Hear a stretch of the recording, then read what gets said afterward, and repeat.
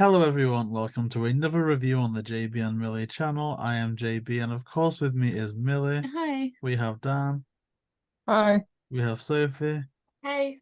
and today we're going to be reviewing Scooby Doo Curse of the Lake Monster. And it isn't and the Curse of the Lake Monster, which I was calling it for the longest time, but forgive me for that. So I suppose to people watching this, we do have another announcement at the end of this interview, but we'll see what that will be. We'll see what all of this will be. So, Milly, Me? do you want to walk us through not necessarily the plot summary, but almost like a step by step, and we'll give our opinions as they may be. I guess before the step by step, I guess let's kind of say if we think the characters have changed in this one. Because I think initially heading into this one, certainly for the first scene, I think they get, well, not the first scene, but like the 1 week earlier bit, they actually get the outfits better for the gang. The colours are kind of more true to form and kind of that block colour look, much more identifiable. They only do it for like the first 5 minutes, but I feel like more of an effort was made by the wardrobe department here.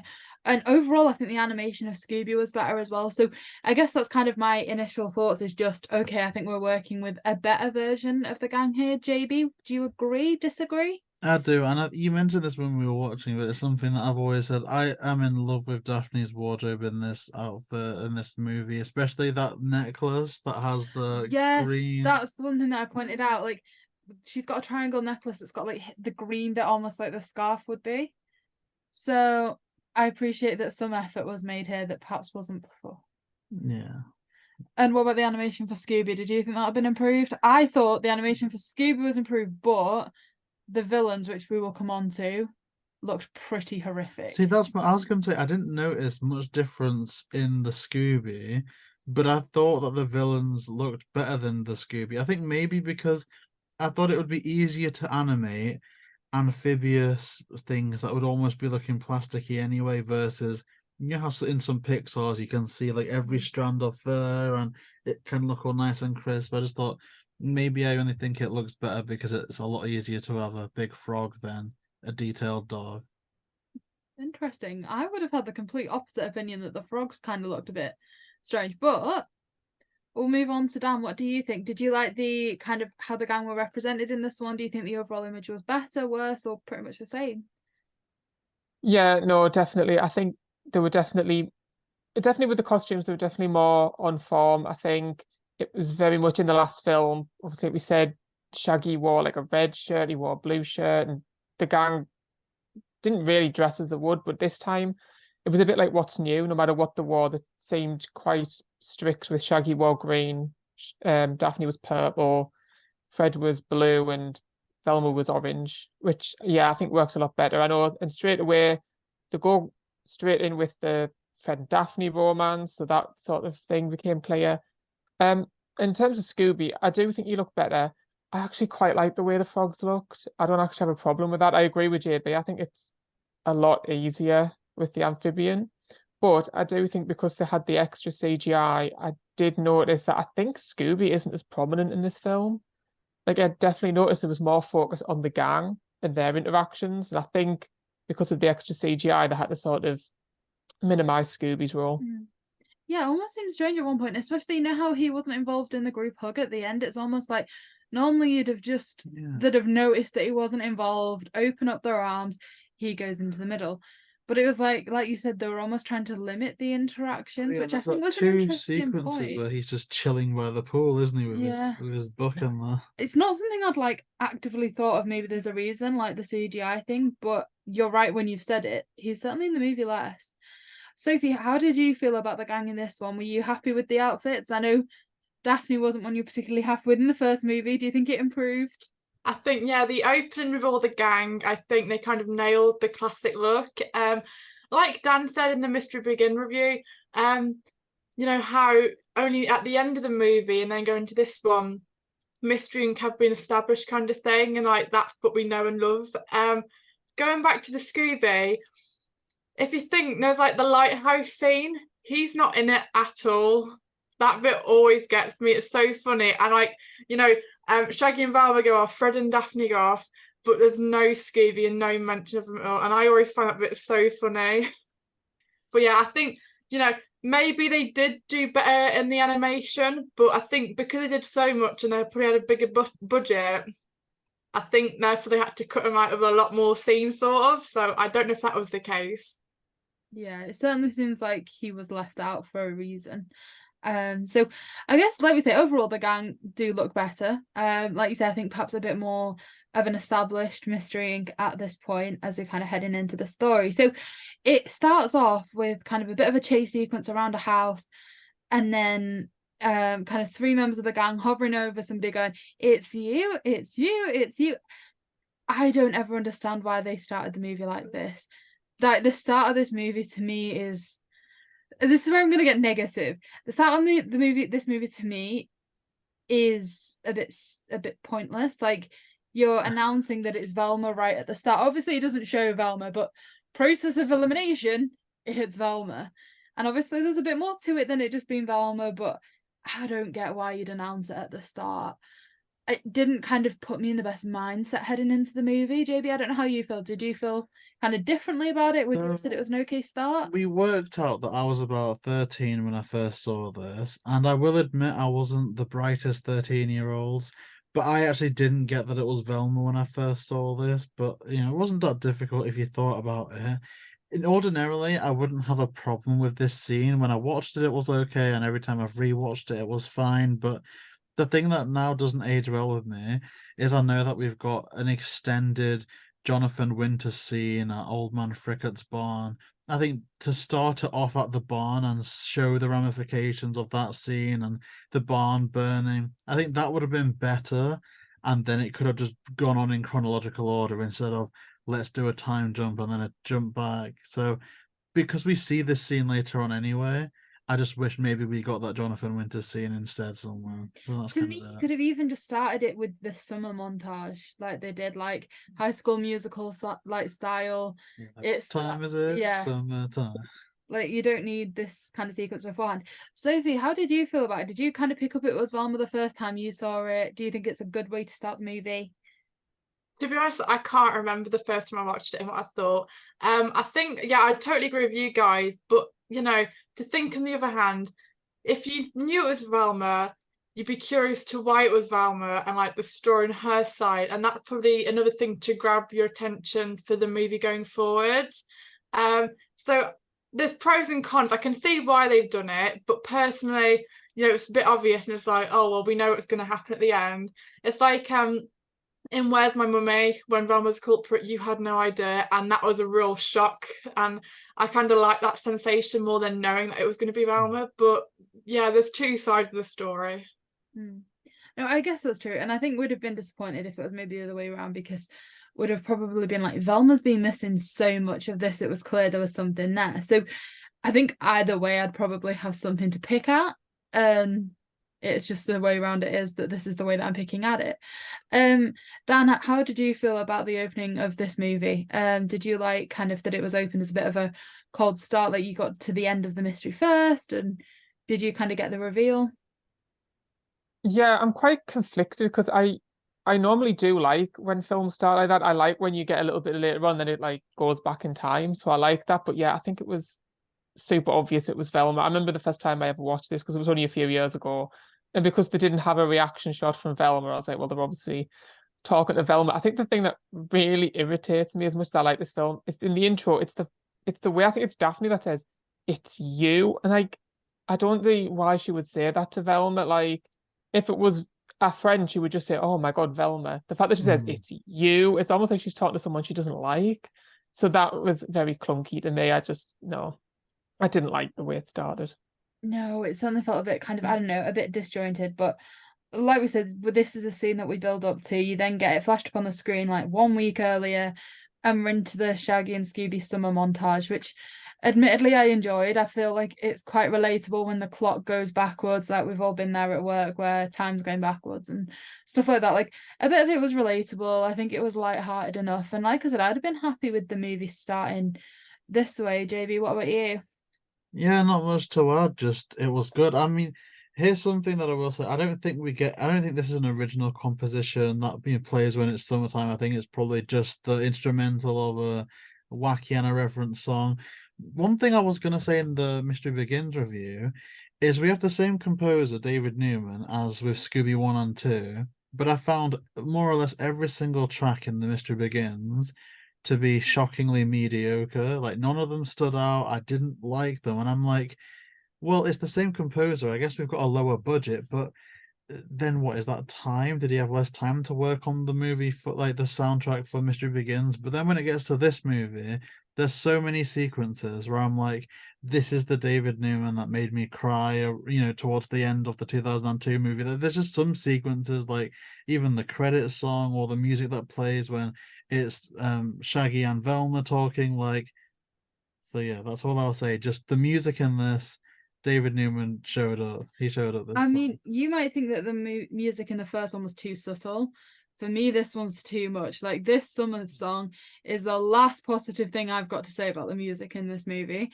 It's gonna go drastically downhill from here. So I might have to agree to disagree on I'm that talking point. about the OST. We will get on to the set pieces, the musical set pieces. The rock version of when Light we of the get to Silver the, Moon. And we'll get to those, I'm sure. We'll look into that. Dan, did you enjoy the summer montage at the start? Do you think it set the scene well and the tone well? Yeah, no, I really liked it. I definitely got the sort of High School Musical 2 vibes. I loved the bit where he's looking at the clock. We've all been there. And I don't know, it really give a nice summer feel. It's a type of sequence where if you're watching it on a sunny day, it just feels right. And I got a lot of like I know we've talked about the costumes, like some what's new vibes, like when Shaggy's little dream sequence and he's got the green Hawaiian shorts or no, the green Hawaiian shirt, the shorts, the little straw hat. It seemed like something that a what's new Shaggy would wear. So I liked it. It was a nice, fun, sort of cartoony opening. I think so too. And Sophie, what about you? I'll just say it's my favourite music montage from the movie. I will just leave it as that. Yeah, I feel we'll like just me leave and it you have there. got a lot we're about to agree on. I can't wait. Oh no, I think you So- got it wrong. So Velma ruins their dreams and wakes them up out of their sequence to remind them that they've got summer jobs that they need to do. And then this is like, and then they're looking for Daphne and Fred that were meant to be there so they could set off for summer jobs. And they see them in the mystery machine. Are they kissing, or was it just like she was sat on him? I reckon they were getting up to a spot of dogging, to be I shouldn't have honest. asked your opinion, JayBee, to be honest with you. Right, so I think this is where people can get conflicted, because I think some people are like pro Daphne and Fred, some people are like, oh, the gang shouldn't have relationships. So I think it very much, like, this bit kind of, I guess, depends on your mindset. I think really it was kind of like we were all expecting it anyway.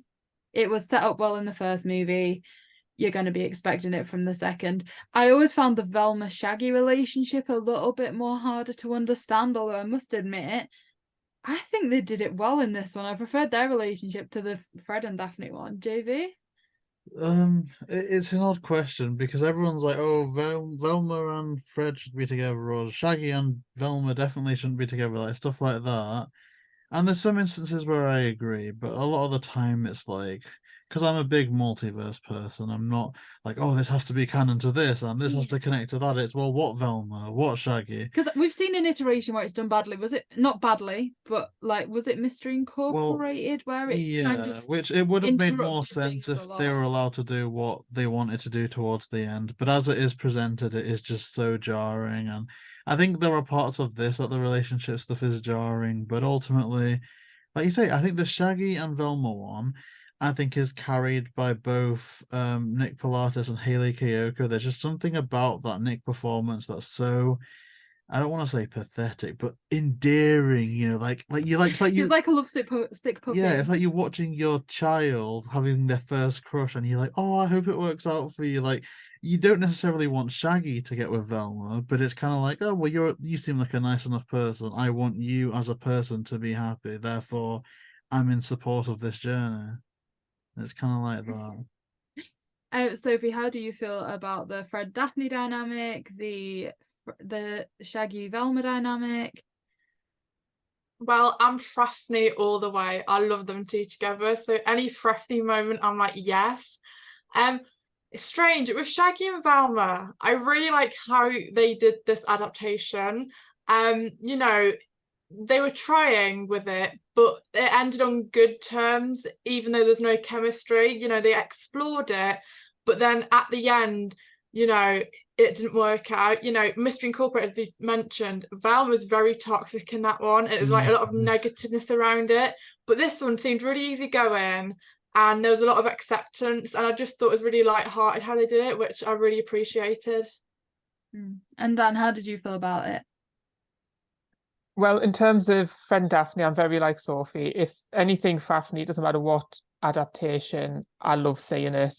I actually, so before going into this film, the only Shaggy Velma stuff I'd seen was in Mystery Incorporated, and I was not a fan, but I absolutely loved it in this film. I love Nick Palatas' Shaggy and Hayley Kiyoko's Velma together. Like, I am their biggest shipper. And if you scroll far enough down to like 2018, 2019 on my Instagram, you will see me do nothing but post edits of them because I love them that much, and I ignore the end of the film. When they kiss and then Velma says there was no chemistry, I just ignore it because there was chemistry. Yeah, I it love just them ends two at the together. kiss, you turn off at that point. Yeah, I'll just mute it and be like, no, they totally got together. So yeah, no, I love their relationship, which I wasn't expecting to. Like, as soon as I found out there were going to be a couple, I was like, oh no, I don't like that. But then I watched it and yeah, loved it. Yeah, I think like JayBee said, it's kind of like that multiverse thing. It can really work in different instances and with different variations. And this is certainly one where it did work. But it's also kind of funny how Velma was so opposed to Daphne and Fred's relationship at the start, when this is how the movie ends as well. On that journey to Daphne's uncle's lodge, they are warned of the monster. I don't think we see it at this point, do we? You don't get like a Just flash like to it, or is there like a crappy image in one of the brochures? Yeah. So I think that kind of sets the mystery up. You know what to expect. You're warned that the lodge is a bad place to go to, and then you meet Uncle Thorny. Uncle Horny. Uncle Thorny. Thorntonley, what was it? Thorntonley Blake the fifth or the sixth? Thornton, I don't know. The fifth, I think. The fifth, yeah. I think but Daphne said the fourth. Yeah. I think this is quite a good setting. I like how they've set it up. I like that it's one of Daphne's relatives. Like with the Loch Ness movie as well, I kind of like seeing that wider family dynamic for the gang. I think normally it works quite well. I think this is quite a good setting, and I just think naturally as you're on the way, it kind of sets it up quite well. I do think that part of this journey though, where like Fred's not taking directions and things, is kind of a slight nod to the fact that the Fred and Daphne relationship might not be the best portrayal of it here, and then it might get somewhat tedious, but I think that's kind of a bit subjective as opposed it's either to that else. or it's part of the long-standing, or at least now long-standing, or was it the himboism of Fred, which I think can be done well. I don't It hate just it. reminds me of my parents trying to go anywhere. It just seems a bit more like bickering than anything else. But JayBee, did you like this setting? Do you like the lodge, that it's kind of like wider family, and also that kind of backstory that it's to replace the barn that burnt down? I guess it does what it's supposed to do. It gets them into a new location.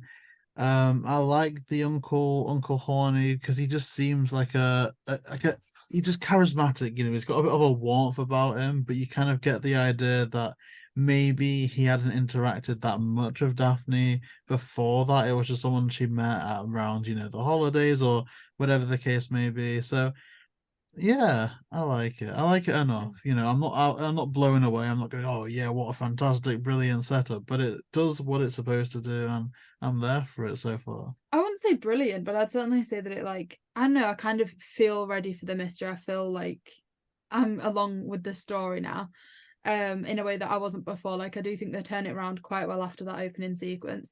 Dan, what about you? Do you like this setup here, that there's going to be the lodge and that it's the extended family, all that sort of thing? Yeah, I really like the setup, sort of, you know, when they stopped off part way and then they get warned of the monster. That was very like classic Scooby. That's very Where Are You, where they would get like, you know, a warning, don't go there. Except this time, obviously, with Where Are You, usually whoever warned them ended up being the person in the mask. So it was nice that it wasn't this time. But and yeah, the fact that they were visiting one of the gang's relatives, again, that's just classic Scooby. They always had like hundreds of uncles and aunties they had to go visit. I quite like the fact that they had to have summer jobs to pay for the barn. It's cute. It's a nice little nod. But I don't think it was necessary. I think in the whole of the Scooby canon, we're just used to them sort of just going anywhere. They go all over the world and they travel without a reason. But it was nice that to give them a little backstory. So yeah, I liked it. And I guess it kind of fits with that narrative of the gardener getting a new van, not Daphne when she learned to drive, kind of like that. They actually have to kind of like work for it. Because obviously from looking at this lodge, Daphne doesn't in theory need to work for anything, but it's kind of like that parenting lesson of, okay, you need to pay for this one by yourself, sort of thing. Sophie, what about you? Do you feel kind of well set up for the movie at this point once they've arrived at the lodge and kind of been warned of the monster? Yeah, I do really enjoy this like setting. Quite basic, but another kind of unique one that we haven't really touched upon. I just think, the actual storyline is quite, the execution's quite well. Going back to Daphne and the Mystery Machine, yeah, they're bickering like an old married couple, which I find so funny. And yeah, like JayBee said, I get the same vibes from Uncle Thorny. He's quite a kind, like cheerful chap, but I don't think he'd have had much of a relationship with Daphne, and to explore it here a bit was interesting. And anyway, any addition to any of the gang's family, I love. Yeah, I think it's always really nice to see them branched off. And so at this point, they've arrived at the lodge. Summer work's about to start. Shaggy falls off the mystery machine and is caught by Velma, which obviously is the very start of that relationship, which we've begun to share our thoughts on. But ultimately, from there on in, they try and spend as much time together as they can. We get that sequence where I think we argued about if it was a beach at one point, because it's sandy, but they're also at a lake. What beach?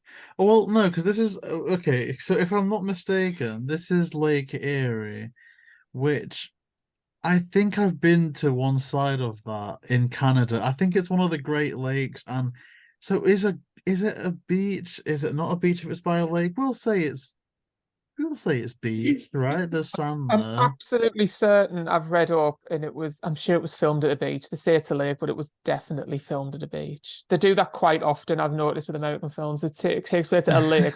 They just film it at a nearby beach. Because like the Great Lakes do. I mean, you can't even see the other side of it is pretty much sea. It is sea. It's calm sea, and I've done some inappropriate stuff in Lake Erie actually, but that's a story for another time. But yeah, like I like it a lot. It's a good setting, and it's more summer. Hey, maybe we could have been reviewing this sometime in the summer, but at the same time as well, it's not so fun in the sun like Teen Beach Movie, but with Scooby Doo. It is still very much about that core mystery, and a lot of it's set at night as well, isn't it? Maybe that was for budget reasons to get so we weren't shining a great big light on the lake monsters and stuff.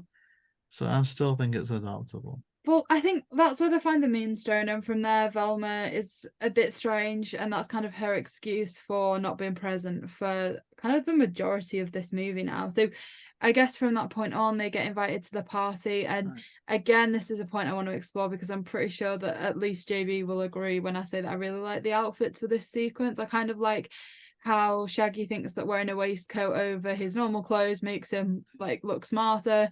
Daphne's dress is a lot more kind of true to the Daphne that we're used to seeing. I think it was a good Daphne outfit. I think it was my least favorite one, and it's one because it just is. It's lovely, but it's very you'd just see anyone wearing it type thing. Like it's a lovely thing you could see anyone wear, but it is nice. But there were so many Daphne outfits that slayed in this movie. Like the one that she had on when they first go to Trauberg's, absolutely love that one. The wetsuit, absolutely love that one. Even the work outfit, she rocks that really well. So yeah, this is good. It's just not stand out good for me personally. It's just, oh, isn't that lovely? But I think they use this party to kind of use the like character dynamics a little bit as well. Like you see Shaggy rip the tablecloth off and use it as a napkin and stuff like that. Like I just think this is very good for kind of establishing character a little bit more. Sophie, what about you? Do you like this scene? Do you like the outfits in this scene? Overall, yeah, I think it's a great scene. Just on a personal note, if I was to wear Daphne's dress in it, I'd hate it. It looks like it would crease so easily and like really stiff fabric. And every time it comes on, I'm like, oh, I'd hate to wear it. But the overall looks really nice. I liked all the other gang's outfits. But every time I watch it, that little bit just pops up. I'm like, oh no, I'd hate to wear it. But no, I think, you know, obviously the frog man monster creature thing comes at the end of this scene, and I think, you know, the setting is quite dark, like JayBee said, but I think it adds to the eeriness and the spooky factor, which I enjoy. And I know we touched on what JayBee, Dan, and I thought of the frogs. What's your thoughts of, I guess, having a frog as a villain, but also kind of aesthetically what it looked like?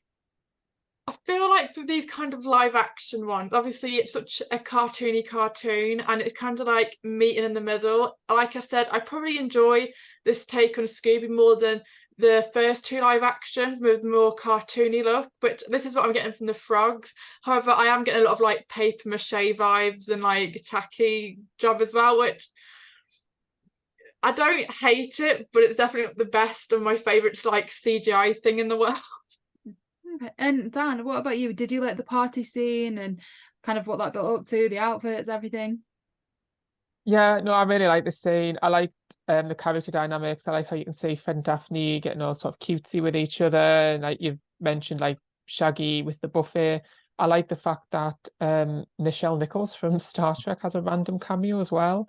And I really liked how it goes from the party to sort of, you know, when the frog arrives, like just that sort of quick change into dark. It reminded me very much of like, say, Jeepers It's the Creeper when they were having the party in the barn and then it goes bad, or even Scooby Doo 2 when they're at the museum having the party and then obviously the pterodactyl comes alive. It felt very Scooby in that way, where they're just having a nice event and then the monster of the week comes to sort of attack them. I thought it was handled really well.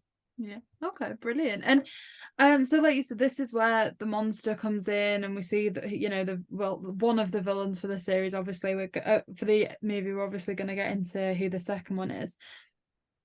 And I think at this point, Velma makes a reappearance towards the end after we've seen the villain. And isn't this when they run up to Uncle Thorny as well and say that they're mystery solvers and like they're going to handle this? In this scene, I have to agree with Sophie, that dress looks uncomfortable. You know, when they run down the corridor and you've got Daphne in heels trying to like run but without bending her back because she doesn't want to crease the dress, and it looks uncomfortable. So I can fully see what you were saying at that point. I feel like we then get a cut back to them working, because isn't this when they're trying, when Daphne talking to Velma about her relationship with Fred, and then Shaggy's trying to ask Fred for advice, and you just get this polar opposite thing.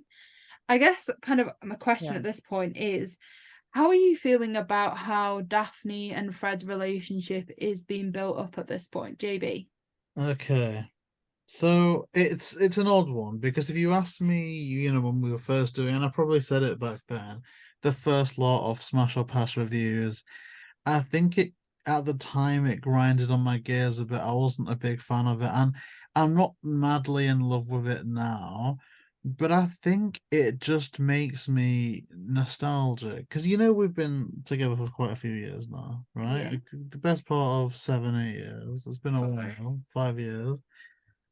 But all this type of dynamic, it's kind of reminding me of all the clunkiness of a even newly formed relationship where you don't necessarily know everything about the other person and whatnot, or even just the feeling of, say, a high school crush or a newly formed emotional attachment to someone, which obviously, you know what I mean, like King Yeah, I must Queen. admit you like the Daphne in this instance. Well, you know what I mean, like King Queen were kind of slaying together, but it does take, because I've not even experienced the youthful feeling of that for so long now.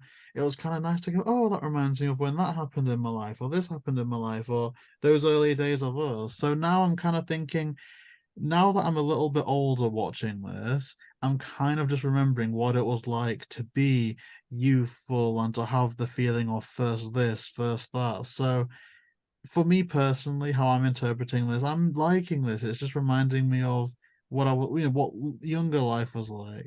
But this time last year, probably not a fan. I'm getting older. Maybe I'll age back into not liking it again, but who knows? And Dan and Sophie, I know you said you were both, you know, quite big Fratney fans. So I guess start with Dan. How did you feel about how the relationship gets built up at this point?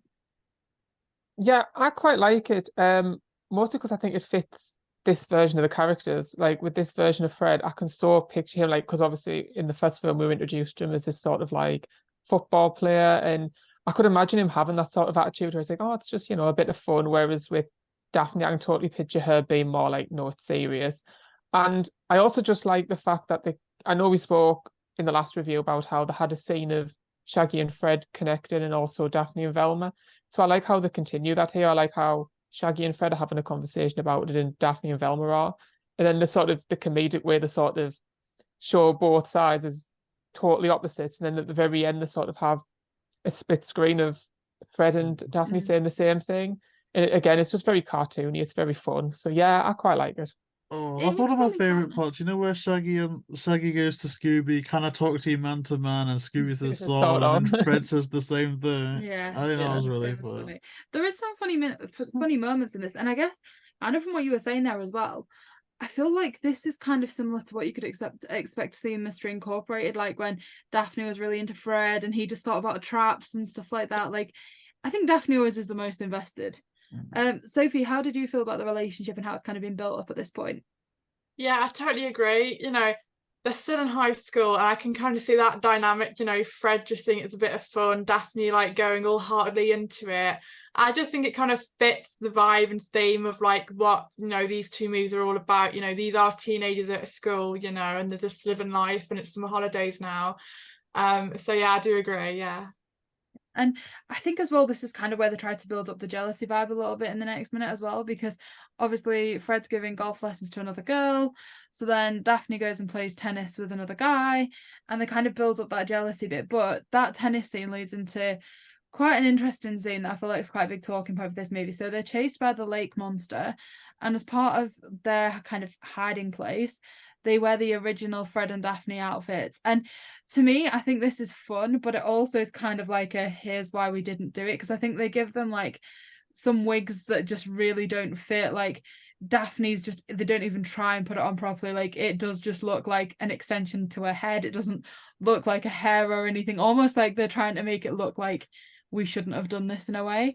I don't know if anyone else picked up on that. JayBee, how did you find, like, did you think it was an interesting nod that they used the original kind of outfits and looks? I mean, it's a perfect nod, really. Like historically, even going back to some of the stuff that like I grew up on, like at the start of The Witch's Ghost, you've got Shaggy, Scooby dressing up as the caveman and that. So if they're gonna do something like that, I think it makes amazing sense to have it be callbacks to the original designs. I do wish, even coming from a non-purist, that we had more of a classic Daphne look, because it is more classic Daphne, but it's more like a blend between the 13 Ghost Daphne and something else, maybe even the classic one. But I think it would have been cool to see her in the actual thing. Like Fred gets pretty much exactly the original design, Daphne doesn't really. And I don't know if I'm wrong in saying this, or at least everyone differs with me, but I don't think Robbie Amell looked too bad blonde. Obviously, they would have needed a higher quality wig and stuff to actually pull it off. They couldn't just have him running around with that almost like yellow helmet on. But I don't think he looked bad at all. In a way, I kind of wish that we got a bit more. Like when he comes running to the Uncle Thorny and they still have the outfit on, I kind of wish we did get to see some more action with the wig. But yeah, it was good. And I think the Daphne tennis outfit is my favorite. But there's something that this movie does. They really do keep trying to showcase the hunkiness of Robbie Amell. And I'm not against it, but there's a lot of outfit choices made in this movie that is just, the beefcake comes Well, up. to be fair, when you were watching this with the scuba costumes, everyone else was in a scuba costume. You were like, why is he topless? Just It's like the why? baby scissor all over it. It's just. Anyway, no comment, but it's kind of a distinct choice that they made. But I do agree with you that the blonde thing wasn't completely a bad fit. No. Like, I certainly don't think it was as bad as a lot of people thought it was going to be. Like, you hear a lot about The Mystery Begins where it's like, oh, it really wouldn't have worked. And it's kind of like, didn't look completely terrible. Sophie, how did you feel about this sequence where they go back to the, like, original looks as part of the disguise?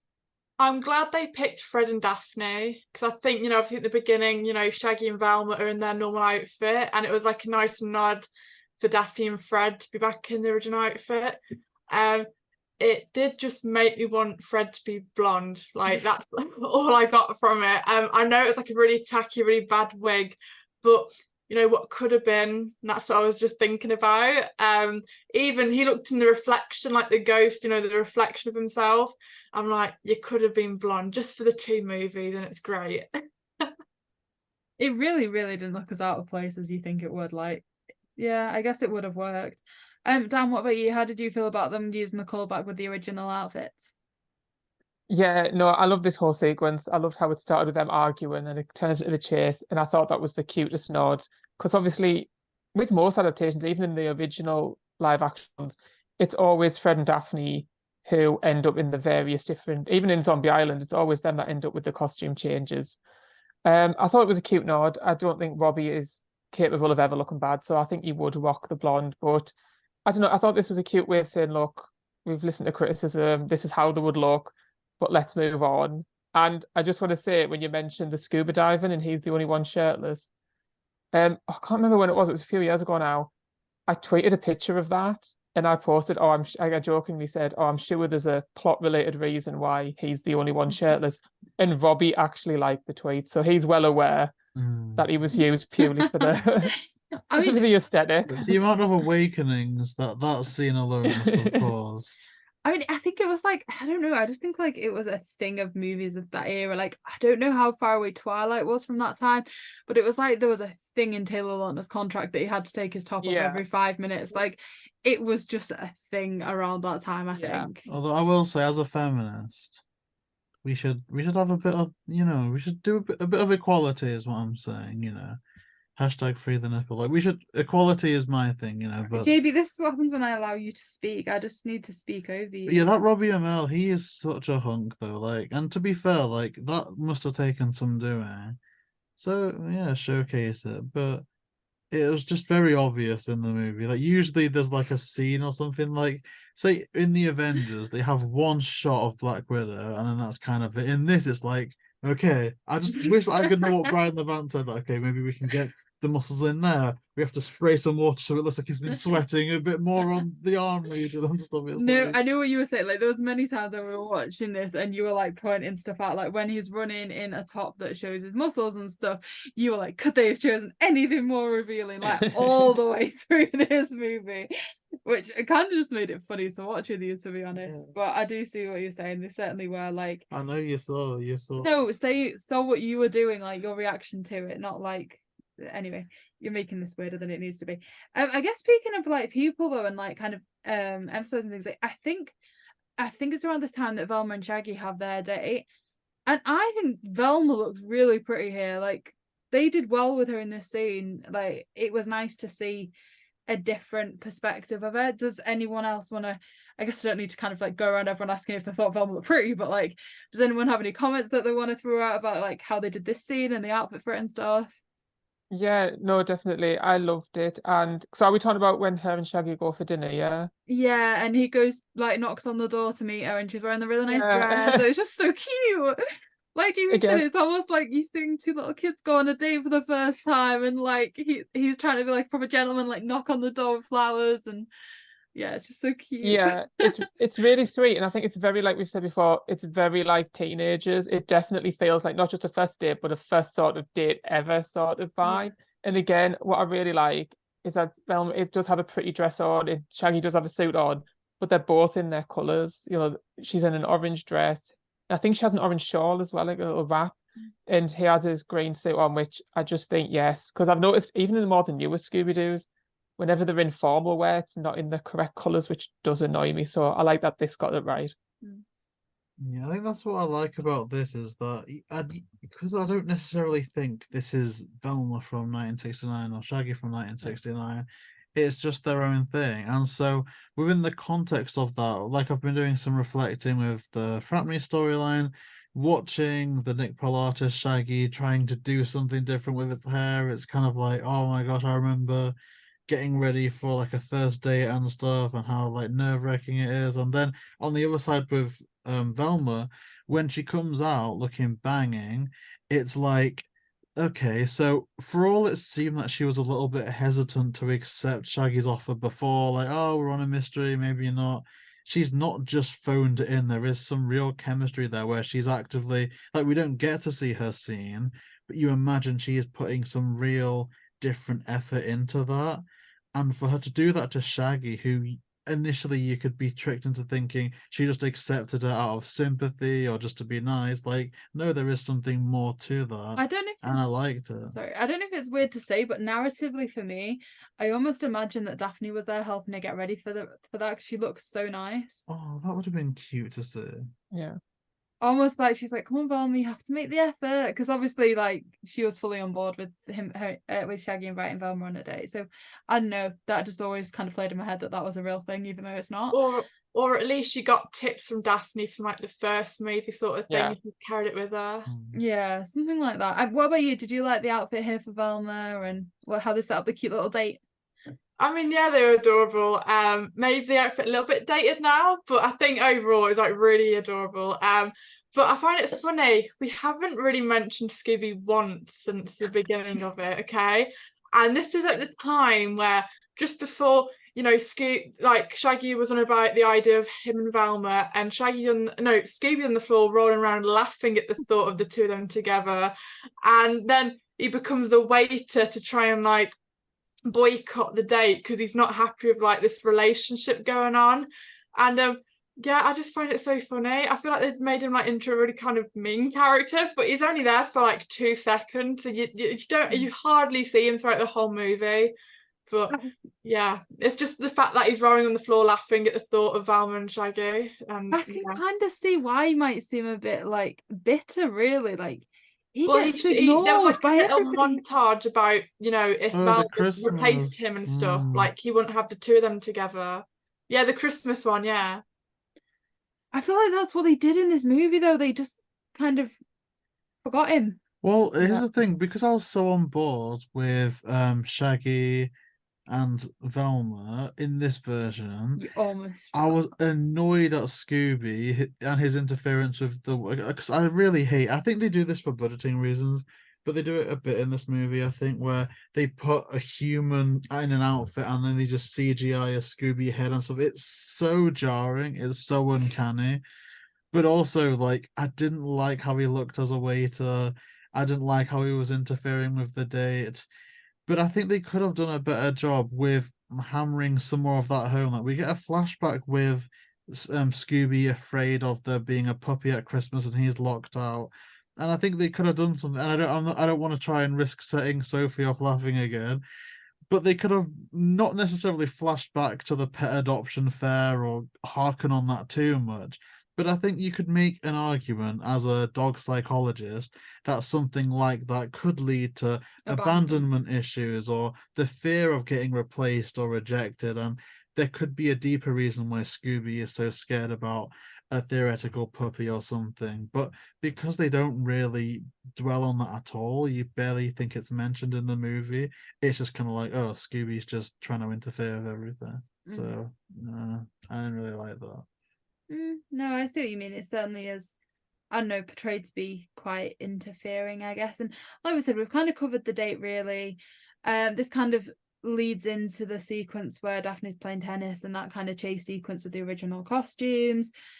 Ultimately, I think Scooby ends up saving Shaggy, which is kind of nice repairing of that relationship a little bit.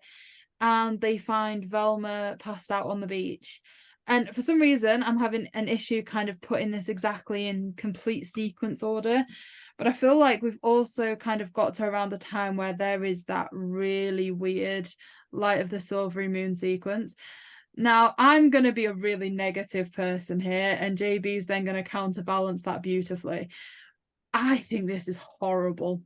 Like, I hated it. It was just, you know how we say, like, Scooby's animation is jarring? I find the frog's animation jarring. This is nothing compared to how jarring that was. Like, I really didn't like it. And I think as well, because while we're talking about these sequences, we have to discuss the end one as well.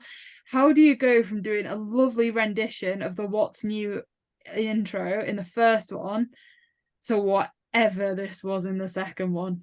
Well, can I dig further into you? I dig deeper into why you don't like the musical numbers. Was it Oh, the God. lyrics? Was it the acting? Was it what was it It exactly? was Because I'm curious. like I'm you not trying to have a felt go like at you you. were on some weird kind of trip.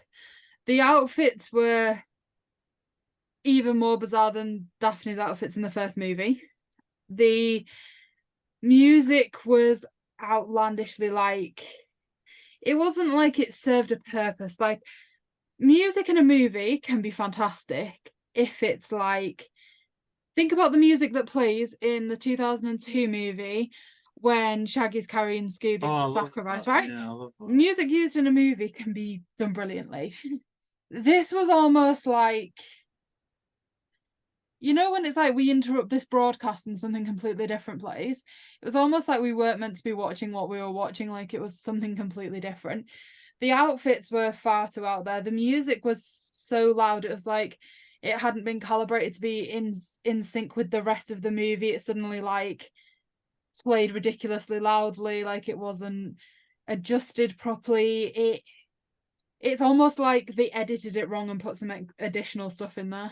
Well, can I counterbalance you? Okay. So I'm not disputing that it is bizarre, or and I know it's wacky. Like that isn't in dispute. You know what I mean? I'm not gonna Yeah. sit here and say this is like some part of serious musical number, but this is the type of wackiness and irreverence that I absolutely love. Like this is the type of thing that I could imagine, like a Be Cool writer, coming up with, or some type of like the 2002, early 2000s vibe that I'm into. But because we clearly see a close up of Shaggy and he's just heard from the light of the silvery moon, he goes, I have heard that one. I'm either interpreting that one of two ways. One, this is genuinely what Shaggy thinks the song is, or he's trying to fill in the blanks of what he remembers of what he doesn't remember, or two, this is more going into what I was saying about first crushes, first dates. Because if we're assuming Shaggy hasn't had a girlfriend or a date before, then this is his, albeit misguided and overinflated sense of what that is meant to feel like. And it's like, well, if you stick a kid in high school, you ask him to visualize what a romantic sequence is, this could theoretically be what he comes up with or something to that effect. Like it's not a scene to take seriously, it's a look into Shaggy's wacky idea of romance. I'm not trying to take it seriously. I'm just trying to enjoy the movie. And for me, this like detracts on the entire story. Like you're enjoying something and then it completely flips full circle into something. I don't even know what word I want to Do you use, but not it's not think they polite. slay as like the barbershop? Like, No, what I think is either A, the movie wasn't long enough and they had to add some stuff in, could be an element. or B, they just I'm gonna say these scenes are why we didn't get the third movie. That I would go that far. But also, wouldn't you rather have had that sequence with the barn than this? And I get what you're saying about Light of the Silvery Moon, and it's like, oh, that's in his head, that's dead sweet. What's how this movie ends? I do think we could have done with. I could have stomached more the romantic theatre version It's of not Light of the romantic. Silvery Moon, and then don't do the switch up with the DJ deck and stuff like that, and keep in Jonathan Winters. But I do think it's interesting. Interesting and unique are two words, JayBee, that I would use, certainly. It's interesting. And I would go into this in more argumentative You're actually depth with wild you. to say that this is why there wasn't a third one. That's the most Honestly, nuts thing. I didn't want to see a third one. Like, I don't want to join see. this quite strongly. I want to see a third one even more because of this. If they want, I'd watch a third one, but I'd want it in there that this was a part of it. Like, we've heard, I feel like we heard, like, the bit at the end where they ice skate, it was an entire day that they were ice skating, and Kate couldn't ice skate, so they had to do something else for her. Like, Yeah, imagine that though. You're wasting your time. She couldn't skate. All day. She couldn't skate in the skating scene and still slayed. That's mad. That's talent. Okay, and Robbie and Melton still look great with his top off. Do we need to dwell on this? No. Everyone looked great. Okay. Except for Scooby. Sophie. Like I said, I would love to argue this with you, but we need to get other people's opinions as well. Yeah, come on. Sophie, how do you feel about the light of the silvery moon and how they end like this movie with that sequence as well? One word. Torture. I'm so sorry.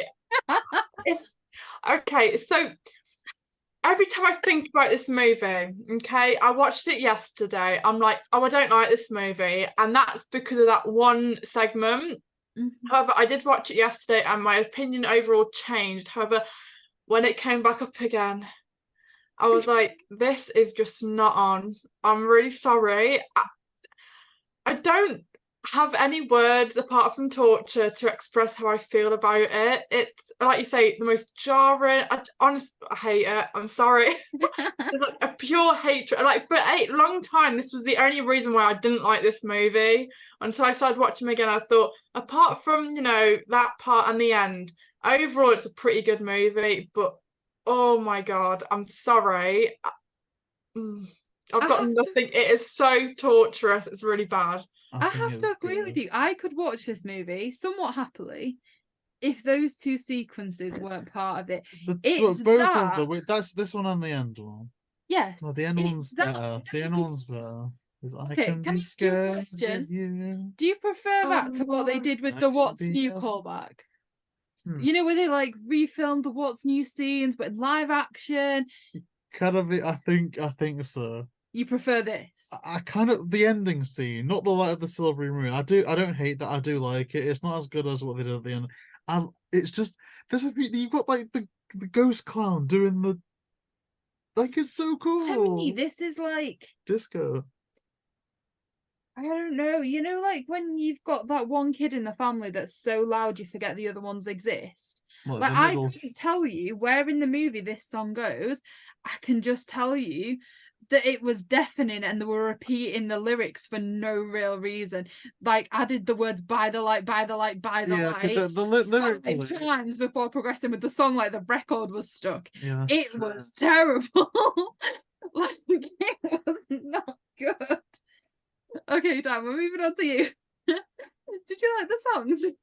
Okay, so I've thoroughly enjoyed listening to all of your opinions on that.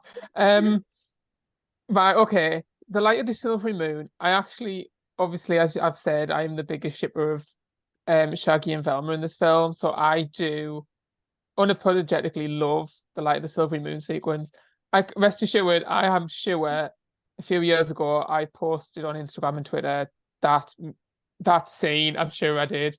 So yeah, I have terrible taste. I'm going to be very generous and say maybe it was a reference to Alien Invaders with Groovy. Maybe that's what they were going for. But I will admit, I'm sure the first time I ever watched this film, I did think, what's going on? Because it just seemed to come out of nowhere. And also, I know we've mentioned Scooby obviously being a human with a CGI head. Oh, yeah. I didn't like seeing him as the DJ or whatever. I was like, yes, please stop showing him like that. But so yeah, the Silvery Moon one, I kind of get, because obviously it's trying to set up Shaggy and Velma. But I will say, every time I watch this film, and I've seen it far too many times, I always forget how it ends. And it is the most random ending. I will agree. I think they had an edit, and then someone was like, this is like 10 minutes too short. And they were like, well, we have no more plot. So they just, because it isn't even just one like musical thing. I think it's them in the field, and then it's them in the house dancing, and then it's them. And then they go to an ice skating rink, and then Scooby's like spinning his head, drills into the floor and jumps back up again. And then I think they have the DVDs, and I think Velma is dressed as Daphne, and Daphne's dressed as Velma. Yeah, but then Fred's still Fred. Fred's still Fred, but then Shaggy's Scooby, Scooby's Shaggy. Yeah, at the end, it just goes on and on and on. I always forget it ends that way. And it just doesn't seem to have a proper end. It just seems, I usually just turn it off halfway through that. I just think, right, yeah, I've had enough of this music now. Yeah. That was 100%. The film was underrunning, and they just had to throw something together. And I think as well, I think at that point the budget had gone. completely because some of it looks like they were just filming outside on a random street, and then they don't edit Scooby as well as they normally do, and even then that's been generous, making it sound like they sometimes do it well. Because when he's like jumping up out of the floor, it doesn't look the right shape, it doesn't look the right color.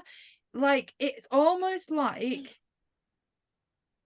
I don't know if I can say that, ignore me. Well, say it. Will you edit it out if I can't say it? Say it. Will you edit it out if I can't say it? Obviously. I don't know if I'm meant to be saying this, but say it. You know, like when, I don't even think Dan and Sophie were there for that, but we were told that Holiday Haunt's pretty much done, but that there's some colouring issues about like final polishing and stuff.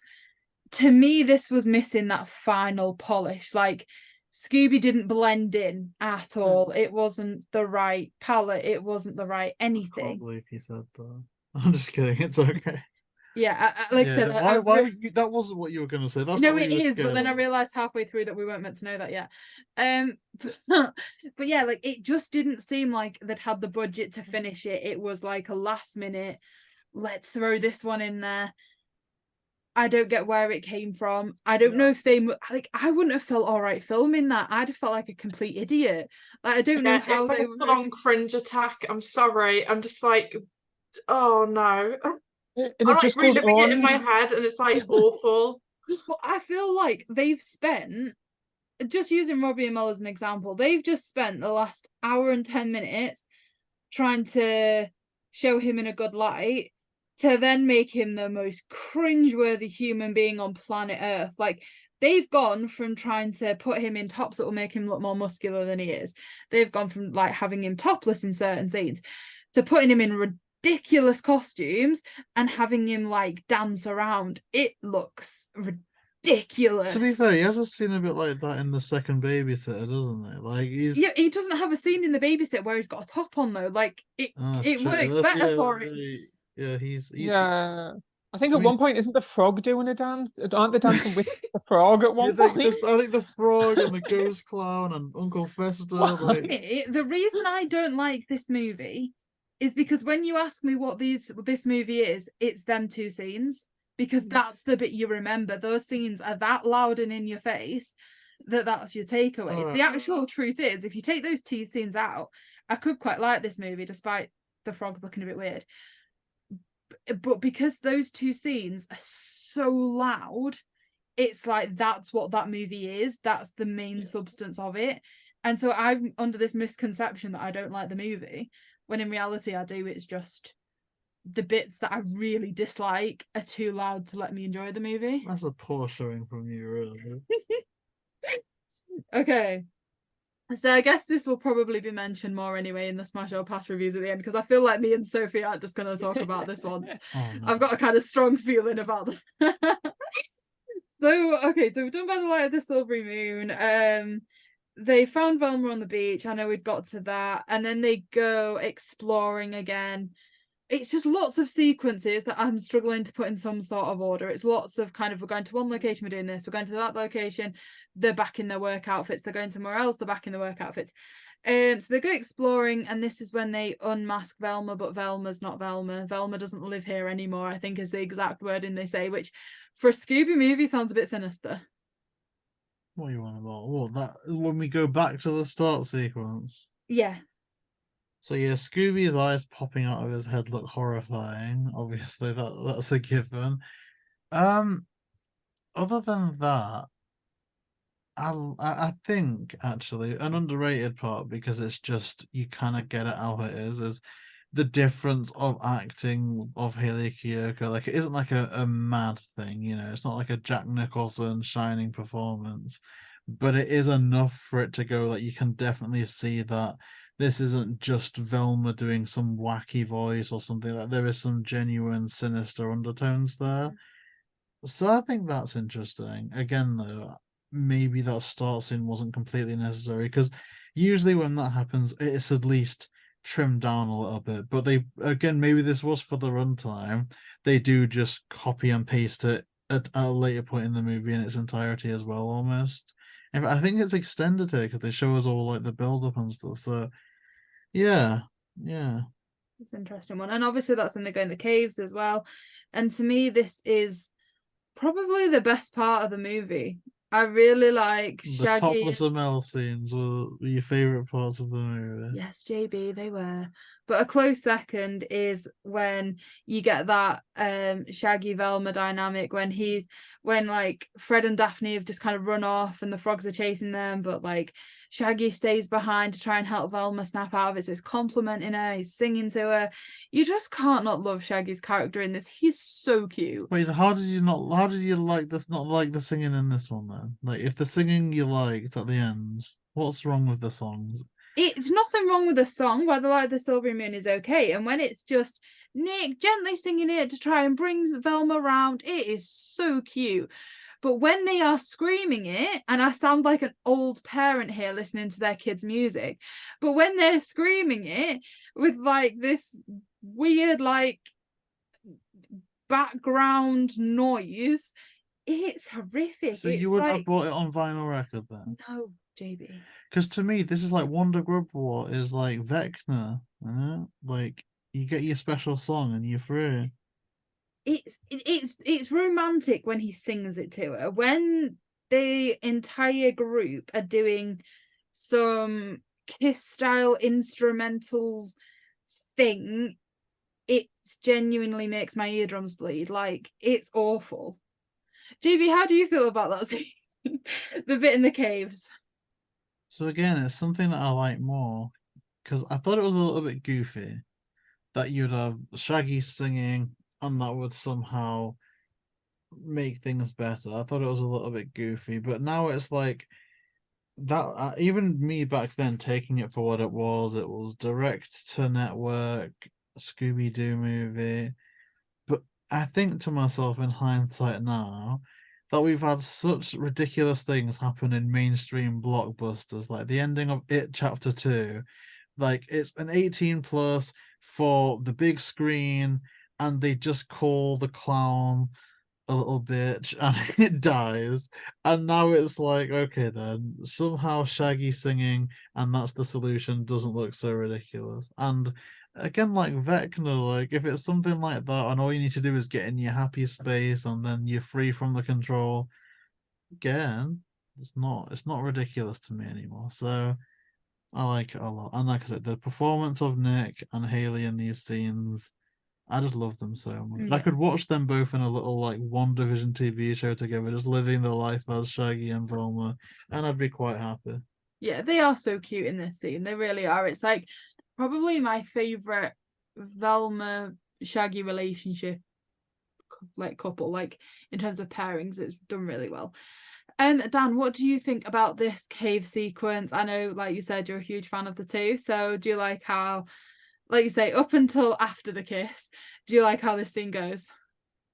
Yeah, I like how the whole sort of end sort of wraps up. I love when, because I think Daphne and Fred go to investigate the boat at one point, and you see at the frog's hand try to grab her. That was very, where are you?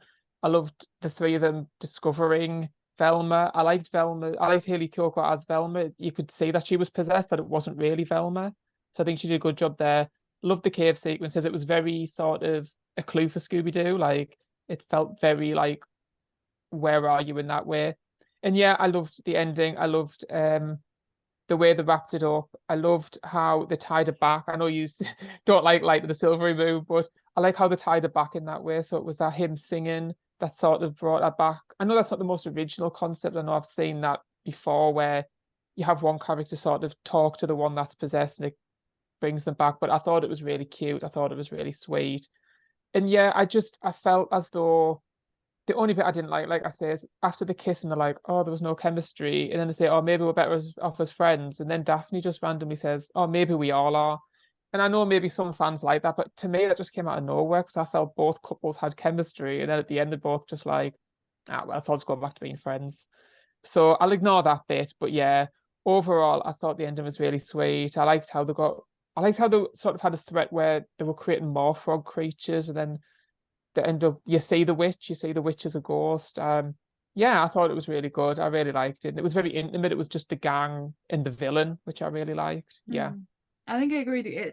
That, oh, maybe we all are thing is almost like, you know, where they try and avoid a consequence that could like Yeah. leak into another movie. It's kind of like at the end of every one, we have to get that reset where you can't expect anything that happened in this movie to be carried forward, which is often kind of like a real shame. But also, like you said, in terms of seeing the actual ghost, it's kind of interesting they got away with it being like supernatural twice. Like at the minute, we struggle to get away with that in one movie. So to see it for 2 in a row, it's kind of like they got a good run here. Sophie, how did you feel about the cave sequence, and I guess how the movie ended aside from the musical sequence that they tagged on at the end? Yeah, I really enjoyed just before the SS Daphne boat scene with Daphne and Fred. Like, I kind of like that like threat that they're gonna drown or something like that. I like a bit of drama. But apart from the shirtless Robbie and Amell, which we all really loved, and that's what I was here for. I did like the ending. I will say, when Shaggy started singing "Light of the Silvery Moon," I didn't find it sweet. I had flashbacks to like the montage, and I was like, yeah, it was quite a traumatic experience again. But overall, I think how they tied it in, you know, the relationships. Yeah, I understand the bit about Daphne. You know, Daphne said be friends. I forget about that line. I kind of like that they left Shaggy and Velma not together. However, the interaction and the relationship that they were building in the movie was probably the best that we've seen out of all Shaggy and Velma relationships.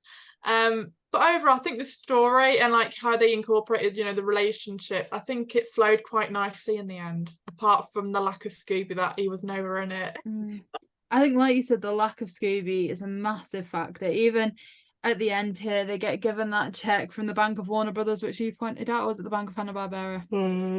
Hanna-Barbera. Which was just kind of a fun little thing to read. But also, again, Scooby wasn't in the scene. Scooby was behind the camera taking the picture.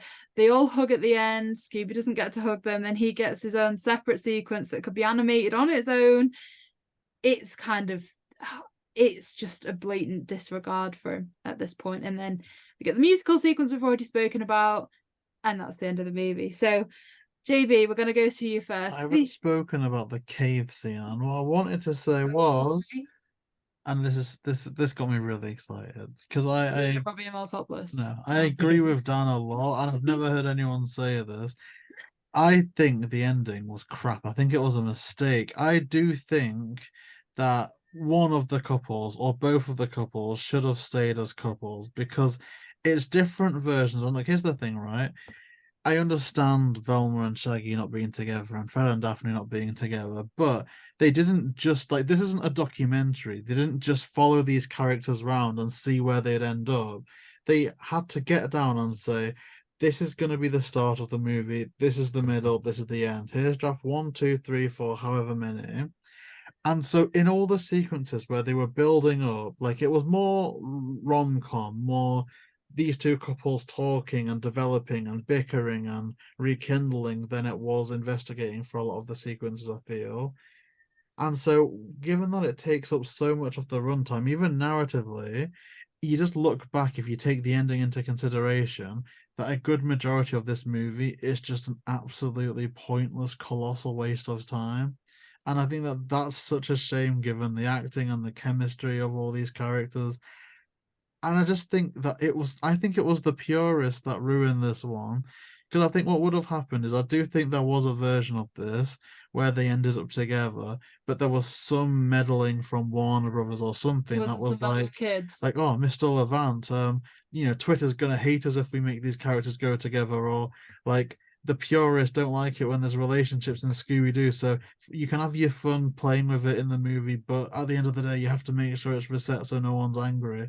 And I think that's the only reason why it didn't happen was just because a vocal amount of people don't like it when that happens. And like you say, maybe it was a bit of a reset because a lot of the charm behind these movies is you can really take them all at face value. So because they did have a third one in mind, maybe they wanted to do some stuff with the story that a relationship between the gang maybe would have got in the way. But it's like because we know the future now, we've got hindsight, and we knew that this was the end of the road for this version, at least for the moment. Like, and I assume forever, unless they do like an audiobook, which I don't really see happening. Like, given that this is the last time we saw them, they should have just done it. Like, because so much of the movie is a waste of time.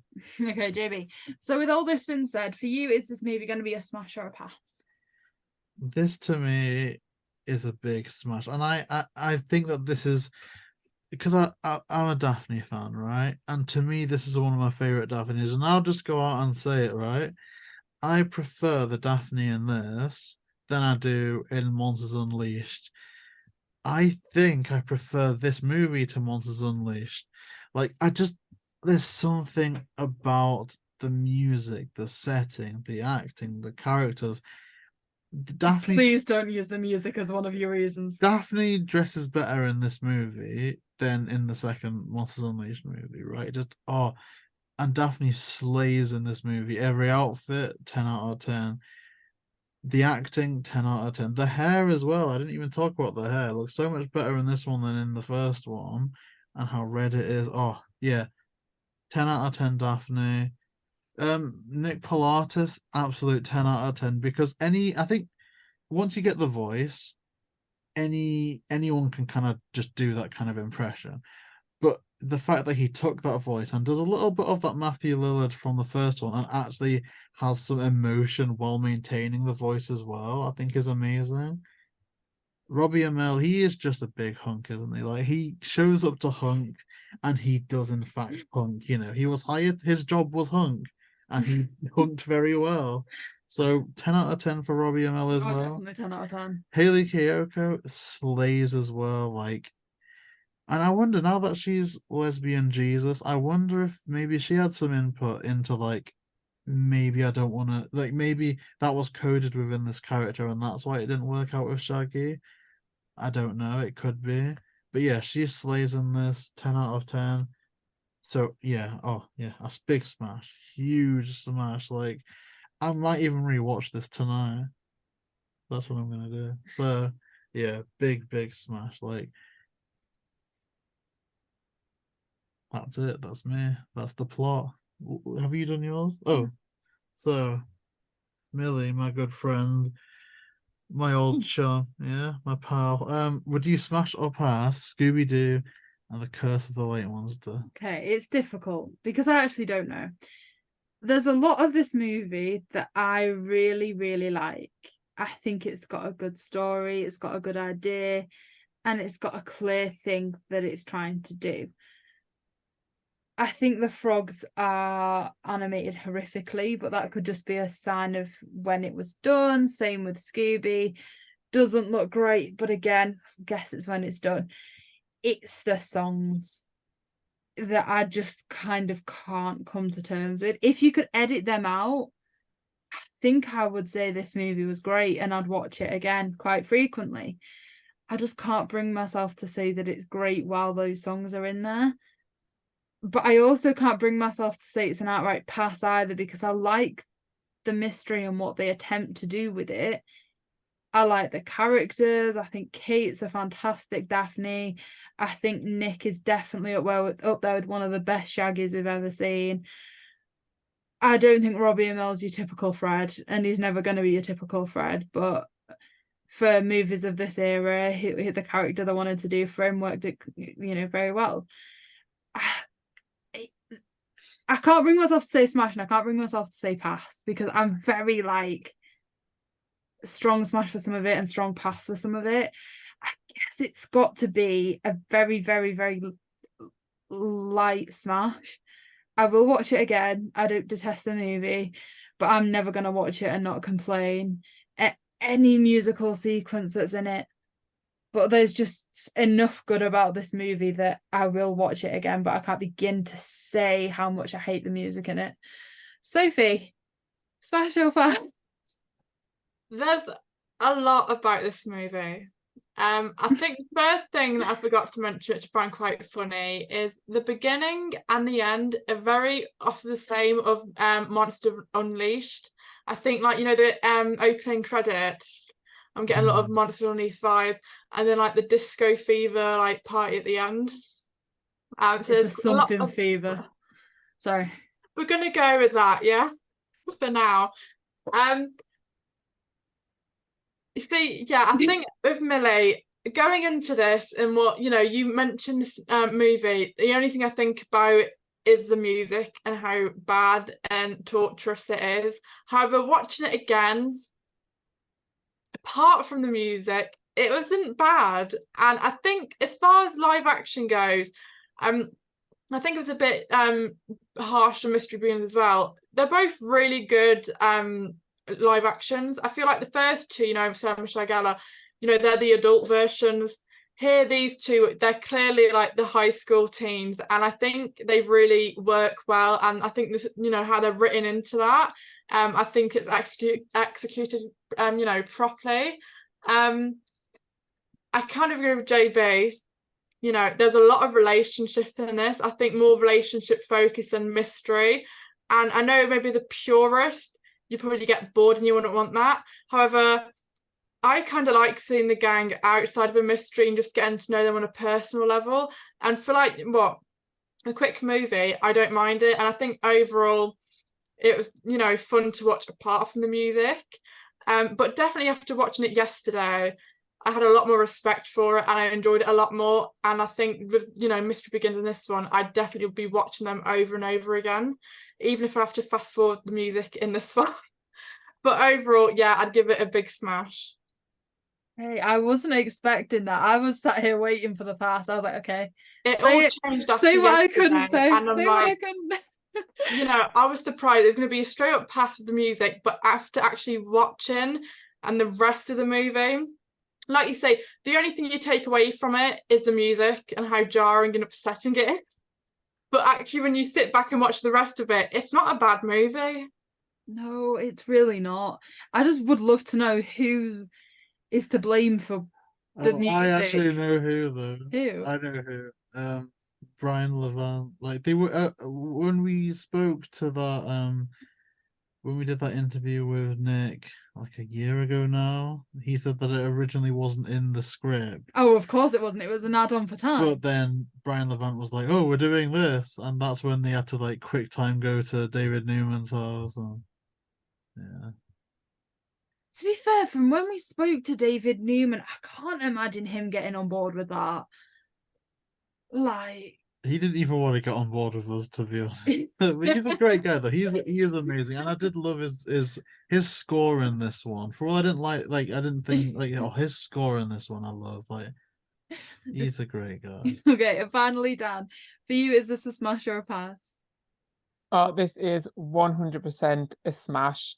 I'm sure when we did a Q&A and we had to answer what our top 5 Scooby films was, this is one of them. I love this film. I didn't watch it and the one before it until like 2018 because I don't know why, but ever since then it's a bit like Gourmet Ghost for me. Like I think because I discovered it at a time where I was really low and it really helped me. Like I have such an affinity for this film. There was a time for about 2 years where I used to watch it like every single weekend because it just filled me with that much comfort. I absolutely love it. And I think as well, we've discussed it's very relationship heavy, which I can understand why a lot of people might be against that, but I love that. I am a shipper. Like I say, I love both of these couples. I think this is possibly my favorite version of Velma. Like I'm not a Velma fan in general, but I love Hayley Kiyoko as Velma. I love Nick. I love Kate. I love Robbie. I think it's just a perfect comfort film. So yeah, this one gets a huge smash from me. I mean, they certainly did get this gang right, like 100% across the board. It is absolutely brilliant. And so I guess that makes it unanimous. It is smashes across the board, which is honestly not what I was expecting coming into this. I thought we were gonna like have an even amount of smash and passes. Like I remember this movie being worse than it was. Same as Sophie. It got better once you'd seen it. I guess that does everything. So I guess in terms of community news, before we get onto our announcement, JayBee, can you think of anything? Me? I guess my only kind of thing to say is for like Scooby fans in the UK doing Christmas shopping or like doing Christmas lists. There is some great stuff in Asda at the minute. There is like a complete Christmas Eve box. So there's a Scooby Doo dressing gown, Scooby Doo pajamas, and Scooby Doo slippers. So that's JB's Christmas Eve box. I've got one of each of them. Spoiler alert. Yeah, it is.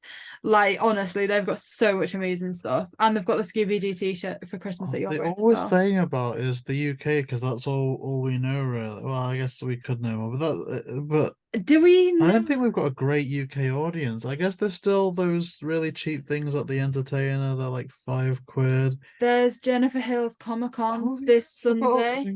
This comes out on Friday. The Comic-Con's, well, I guess today, tomorrow, and Sunday when this goes out. It goes out on Friday. The Comic-Con's on Friday. You blew my mind that I thought this goes out today, tomorrow, and Sunday. No. Whoa. So as of when this comes out, the Comic-Con first started today. It's also on Saturday and Sunday. So today, tomorrow, and the day after.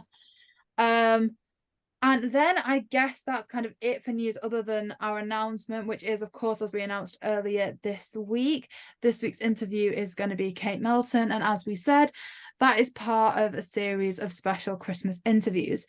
Those Christmas interviews are reunion specials.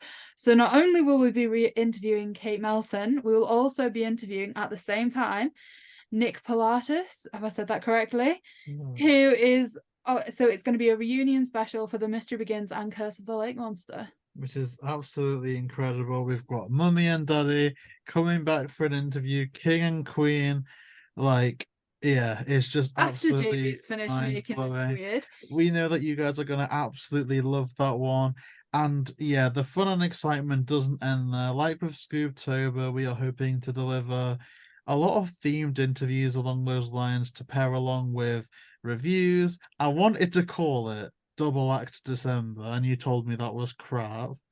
So it's just December, but we're gonna make something of it. It's the reunion specials. Christmas is meant to be about spending time with family, friends, so it's about bringing people back together. Obviously, I thought it was these movies were over 10 years ago, so it was really nice to bring them back together after that time. And also, honestly, I think we felt like we were just kind of getting in the way at one point. We just kind of sat back and let them talk. Yeah, there's some excitement there. Yeah, honestly, that was perfect. Everything about it was perfect, down to the most minute. Do you like complimenting yourself, JB? Is that what it is? I'm complimenting mother and father. Because father is fathering and mother is mothering. That's all I'll say about that interview. So, yeah, the premiere for that should be live now. I'll leave that linked in the description down below so you can set your notifications, set up the bell so you don't miss it. And obviously, we'll be posting that across all of our platforms. So, I guess to get in the process of wrapping things up, Dan, where can people find you on the World Wide Web? Yeah, you can find me on Twitter and Instagram at danfaz94. And if you really want to, you can scroll down far enough and find my Shaggy and Velma edits and give them a like. But you'll be scrolling a while. It was a few years ago now. No, that's definitely we're gonna be liking them all and sharing them as well because I'm very excited about that. I want to find some Daphne ones especially because yeah. And Sophie, where can people find you on the internet? Yeah, you can find me on Instagram at Scooby Doo for life. Oh, that's absolutely incredible. So all those links will be in the description down below. Thank you so much to everyone for watching. If you do want to see more, then please like, comment, and subscribe, and we'll see you next time.